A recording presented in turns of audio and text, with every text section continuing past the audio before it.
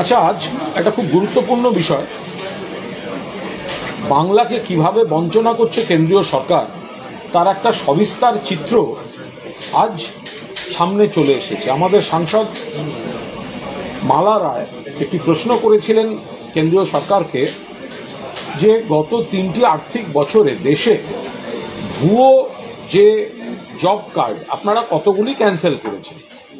তো তার উত্তরে যা নমুনা সামনে এসেছে তাতে দেখা যাচ্ছে যে কেন্দ্রীয় সরকারি হিসাব দিয়ে বলছেন যে 2024-25 আর্থিক বছরে পশ্চিমবঙ্গে মাত্র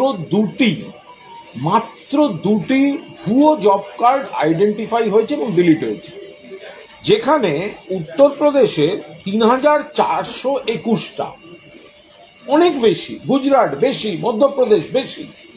ফলে দেখা যাচ্ছে বিজেপি শাসিত রাজ্যগুলিরা 3টে বছর যোগ করলে দেখা যাচ্ছে কয়েক লক্ষ তফাৎ হয়ে যাচ্ছে এবং বাংলায় অনেক কম।